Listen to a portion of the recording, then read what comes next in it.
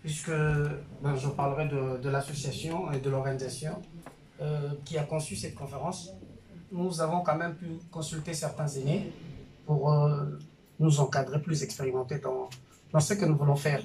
Et on l'a appelé le conseil de sages, ils seront très discrets. Mais puisqu'il y a un de ces aînés qui est là, on peut lui accorder la parole, ne fût-ce que pendant 2 minutes, s'il a un complément d'information. Papa Cornelis.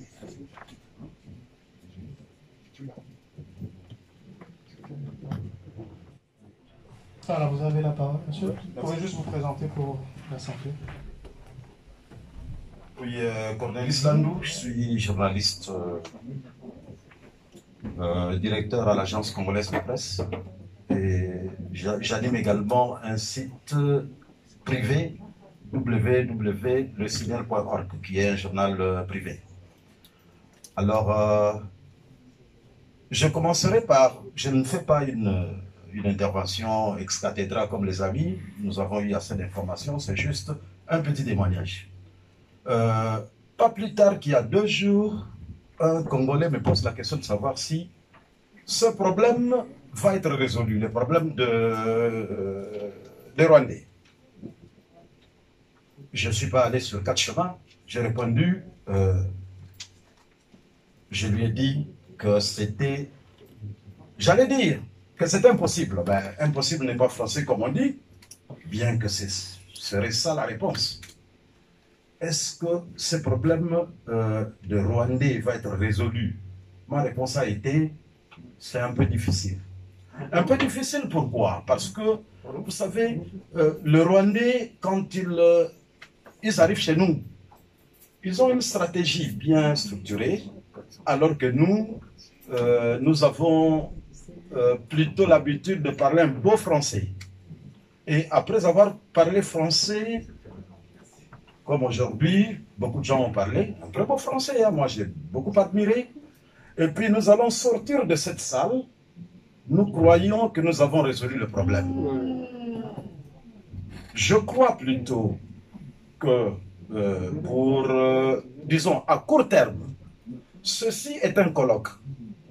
Qu'est-ce que nous devons faire? Je crois que la première réaction serait d'éditer les actes du colloque. Ce colloque est très important parce qu'il répond à un autre. Et puis, nous sortons d'ici. Mon ami Pasteur Bobo et Georges vont faire leur information, moi aussi. Et puis, ça s'arrête là. Mais qui va suivre? Qui va écouter? Qui va lire? Moi, je crois qu'il faut les actes de ce colloque, avec toutes les interventions. Il y a, disons, quand nous avons les actes de ce colloque, nous avons plusieurs sources, plusieurs intervenants ou plusieurs interlocuteurs, pardon, qui peuvent être en contact avec ce que nous avons dit. Et c'est très important. C'est prévu.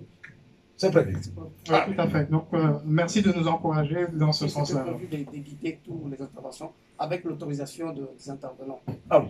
Mais écoutez, mais vous êtes très professionnel, je vous remercie. Autre chose.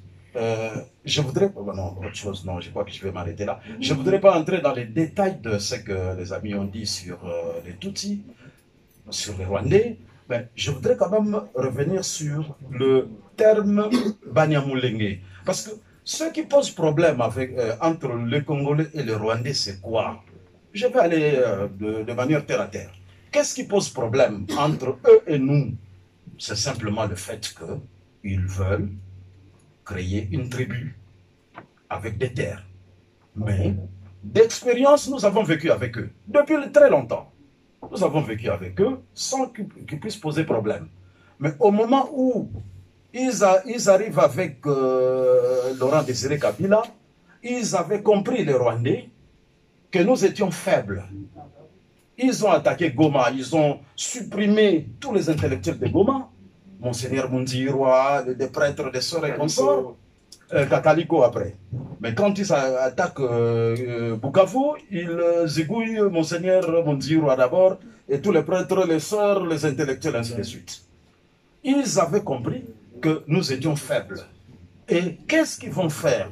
Tout le long du processus, ils vont utiliser les Congolais. Les Rwandais, ils viennent après. Ils vont utiliser les Congolais. Je ne vais pas entrer dans les détails ici, mais les amis ont cité Laurent Désiré Kabila. Ils utilisent Kabarebe dira noir sur blanc que c'est lui qui a monté l'attaque du Zaïre. C'est lui qui a monté le coup d'État. Donc c'est lui qui installe les Congolais à l'heure. C'est lui qui installe. Il est d'ailleurs, ça a été affiché là-bas il n'y a pas longtemps, il a été chef d'état-major général des forces armées congolaises. C'est grave, hein? Et donc, nous avons, je vais m'arrêter là parce que toi, quand même, été dit, merci. Je voudrais terminer par remercier les organisateurs parce que nous avons été ici au colloque des Tutsis. Moi, personnellement, j'étais à l'entrée, je n'ai pas eu accès parce que le Bwenge voudrait qu'il faut cacher la vérité à certaines personnes, dont nous, qui pouvons écrire et divulguer. Et donc, je n'ai pas eu accès. Et heureusement que nos amis organisent ce contre-colloque, mais en précisant que personnellement, en tant que journaliste, je n'ai pas eu accès au colloque de Tutsi, mais chez les journalistes, l'absence d'information est une information. Et j'ai fait mon article. Malheureusement, ces gens, vous l'avez entendu ici, sont très forts. Ils sont chez Microsoft. Ils sont partout. Et mon article, j'ai un ami ici à qui j'ai envoyé directement l'article. J'ai été bloqué sur tous les réseaux sociaux, mais mon ami à qui j'ai envoyé l'article était bloqué aussi. Et l'article est supprimé à la seconde. Merci. Et donc, comme on a dit, il ne faut pas se limiter à la théorie, il faut savoir ce qu'il faut faire. Les Rwandais sont là. Qu'est-ce que nous devons faire? Point d'interrogation. Ça, c'est une réponse que le colloque n'a pas répondu. Merci beaucoup. Merci beaucoup. Voilà.